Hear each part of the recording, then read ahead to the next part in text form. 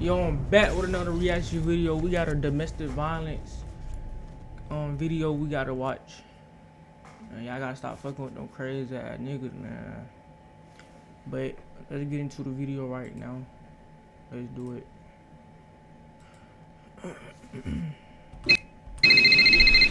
What I tell you? Alright, motherfucker, this the deal. Mama, ho, mama, I ain't know it was you. Mama, I ain't know it was you. No, I ain't kill no cops. Mama, call me back, okay? Call me back. Mama, stop watching the news. Don't be believing. There is only one rule. Keep the lights on. How long does it take for someone to go from posting, been waiting for a healthy relationship, and I finally got one, to becoming a cold-blooded killer? Just 4 months. 4 months for a relationship to turn from love to murder. How do you shoot a woman you claim to love 15 times, then run her over with her own car? Twice. We will miss her so much. And she was so sweet. She was never angry. She was never mean. She always had a nice thing to say. Never negative. He seemed sweet, he seemed innocent, he seemed charming. Those were the words Star Tucker's sister used to describe her sister's killer. So you think you know Wicks? Do you? What?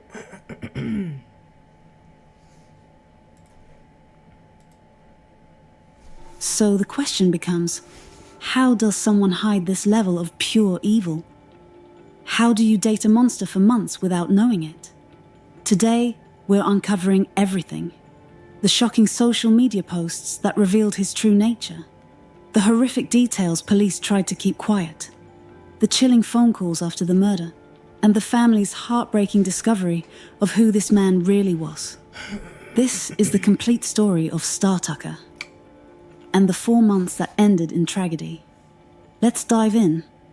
Star Michael Latrice Tucker was originally from California, but Florida became her home. She had just graduated from Florida A&M University with a nursing degree and was excited to finish her last semester of nursing school. But Star wasn't just a student. She was a senior airman in the 919th Special Operations Medical Squadron in the United States Air Force, assigned to Duke Field in Florida. She served her country with pride, and she was a mother. Star had a young son who meant everything to her.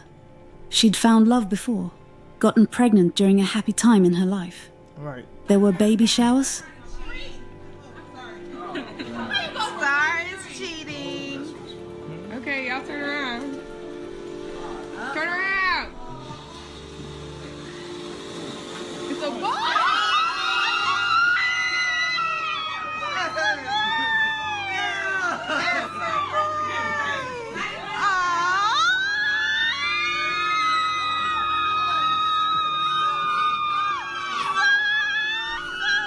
Damn, man, it be happy, it be all this. The whole time, it be weird behind closed doors, nigga.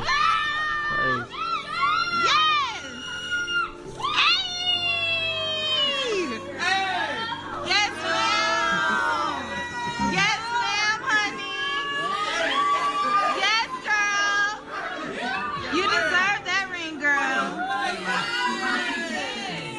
Okay. It's a boy! I knew it was a boy. Oh my gosh! Congratulations, babe. You deserve it. That's so I'm like, girl, you gotta check the ring out, make sure it's the one you want. Okay. But that relationship didn't last. Star found herself a single mother, working hard, serving her country, and trying to build a better future for her and her son. Damn. Then she met him, Charles Jerome. 30 years old, single, and according to his own social media, a little too eager to find love. On his TikTok and social media, Charles painted himself as just a regular guy, looking for the right woman. Right. But if you looked closely at his posts, you'd see the red flags waving everywhere. My name, my age, my favorite color, my height, my sign, do I have a lover? But Charles had some interesting thoughts about relationships. I hate when I'm dating or talking to somebody and they be like, oh, you're always in the house, you don't ever go nowhere. But they know If I go get a first retwist, a first fade, and put on some clothes, and go outside, I'm gonna be a problem. So you either want me to stay in the house and play this video game, or go be a problem. You choose. And here's where it gets weird. Charles posted this bizarre rant. Y'all ever had somebody that didn't want nothing serious with you because you got a kid or kids, but they still wanted to do relationship stuff? Make it make sense, because this one motherfucker had me so fucked up and thought I was so wrong when I didn't want to talk to her no more. This man was already showing signs of being controlling, possessive, and unable to handle rejection. Before we get too deep, please remember to like, comment, and subscribe. Charles came across star Michael Tucker online, and he thought he'd hit the jackpot. One thing about them online dating though, bro, don't fuck with it, bro. If you, like, it's okay time to time, but just don't do it, bro. You better off meeting a person when y'all together in real life to see how y'all vibe. Don't do that online dating shit, because that online dating shit, it cause problems, bro. You can either get kidnapped, something wrong can happen, or it can be a whole fake person behind that account. Like, just don't do the shit, bro. Here was this beautiful, successful woman. A nurse, a soldier, a mother. Everything he thought he wanted. They started dating, and at first, Charles seemed like a dream come true. Been waiting for a healthy relationship, and I finally got one, Charles posted, proudly on social media. Star was the perfect girlfriend. Despite her busy schedule, juggling nursing school, the Air Force, and being a single mother, she cooked for Charles whenever he wanted. She made time for him. She cared about him.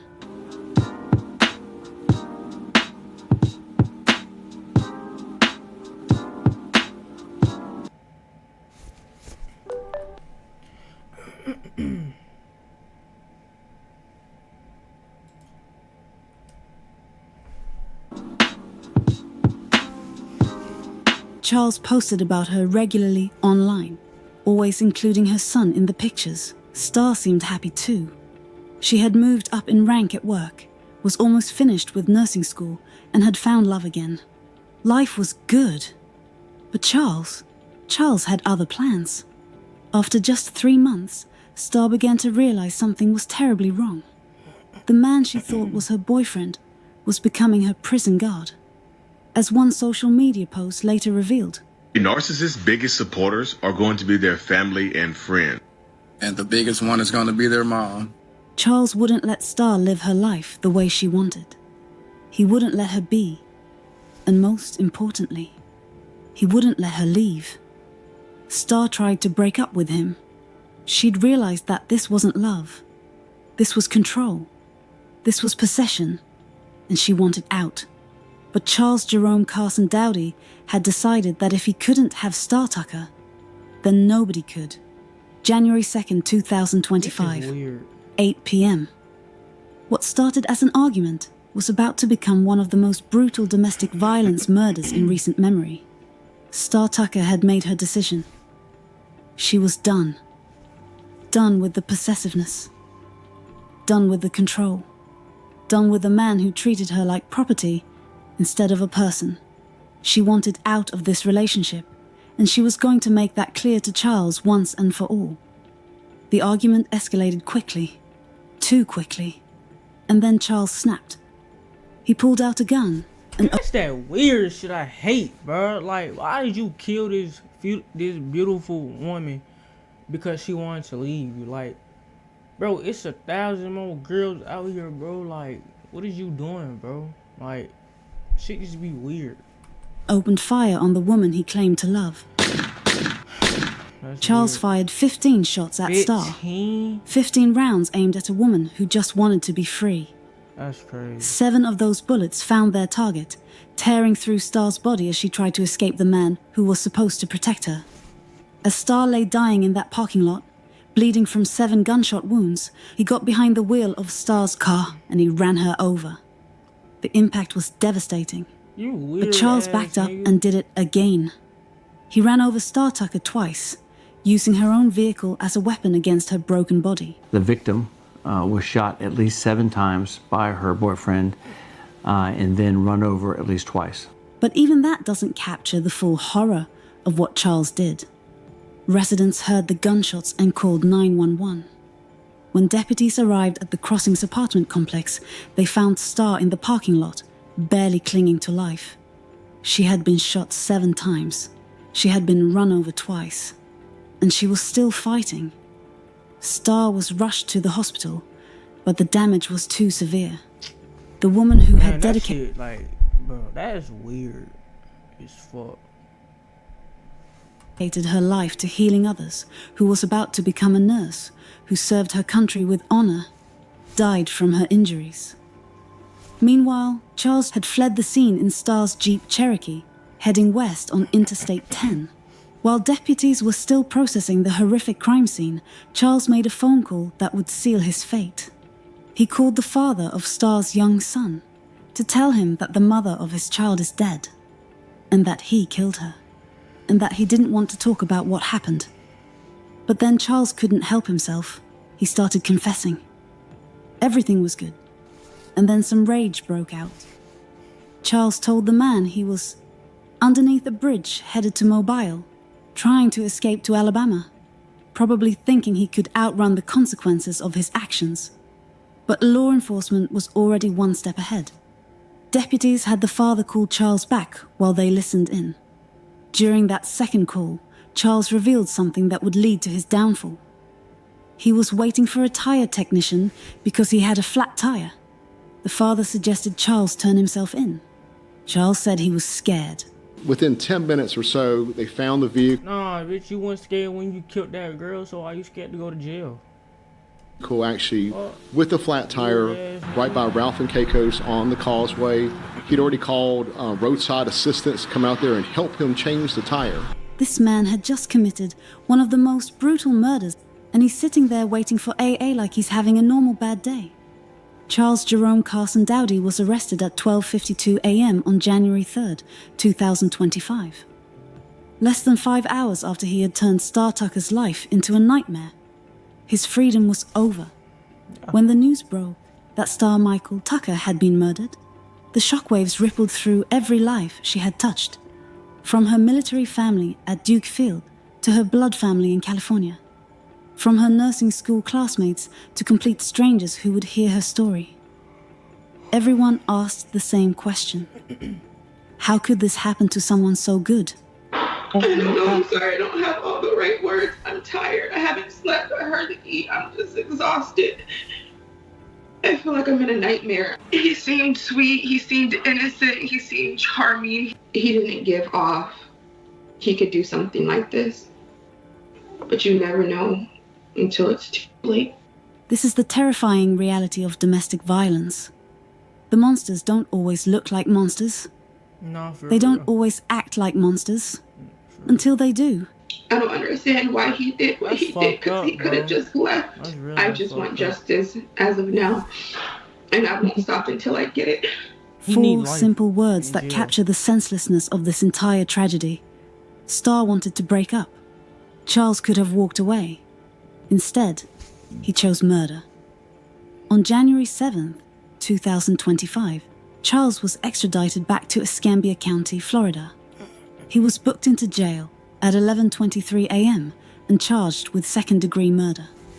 When he appeared in court, the judge took one look at the evidence and made a decision that surprised no one.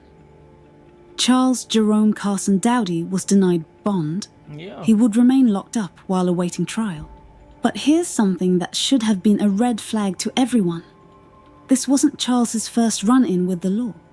Court records revealed that Charles had been arrested in Mobile in early 2023 as a fugitive wanted for assault in Texas. He had a history of violence, and somehow Starr never knew. Oh, so he been a weirdo. People just ain't find out until he killed. That's crazy. See, bro, that's what I'm saying. It's that online dating shit. You don't never know who you fucking with. You don't know if this man been raped. You don't know if he been a killer. You don't know if he been a serial killer. You don't know what he did in his past life. That's why you have to ask questions. Do your research. Do your homework on that person, gang. Like, it's a lot of weirdos out here. You'll think that is not weird. To gather evidence, even though he's already in jail. And we're already working with the state attorney's office on prosecution. We're going to continue to build the case even and make it even stronger so that he will remain in jail. The message was clear. Charles Jerome Carson Dowdy would never hurt another woman again. At Duke Field, Starr's military family was planning something beautiful. A celebration of life. Service to honor the senior airman who had served with distinction in the 919th Special Operations Medical Squadron. Starr had almost finished her nursing degree. She was about to become the nurse her sister said she knew Starr would be. The best nurse there ever was. She had been excited to finish her last semester. She had been looking forward to a future of healing people, of saving lives, of making a difference. All of that was stolen from her. All of that was stolen from the world. But this story isn't just about Starr. It's not just about Charles. It's about all of us. Because somewhere right now, there's another Starr Tucker trying to leave another Charles Carson Dowdy. Somewhere right now, there's a woman who thinks her boyfriend is just a little possessive, but doesn't realize she's dating a killer. May her life and death be an inspiration and a turning point towards justice and increased protection for domestic abuse survivors. If you know someone in a controlling relationship, say something. If you see the red flags, speak up. Man, if you this is what I will say. If you in an abusive relationship or a controlling relationship, don't even tell him that you finna break up, because that's how you can lead to death with him. If you in an abusive or a domestic relationship or whatever the cause is, leave. Once you leave, don't go back to that nigga. Don't call him. Don't just vanish. don't entertain him, because that's how you give him time to think of what he gonna do to you or what he will do. Like, it's just a lot of weird motherfuckers, bro. In this world, I don't know why. If a girl wanna leave me, I'm just gonna, alright, bye. I'm gonna find a new one. It's a lot of girls out here, gang. It's not just one girl. Like, niggas act like it's only one girl. If someone tells you they're scared of their partner, believe them.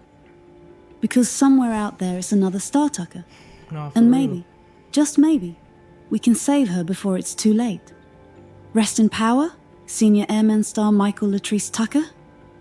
Your light will never be dimmed by the darkness of the man who took you from us. Justice for Starr Tucker. Justice for all victims of domestic violence. Never forget her name. I hope this story helps you recognize warning signs and encourage you to seek help or offer support before it's too late. I'll see you in the next episode of Crime of Passion. Yeah, man, that's crazy.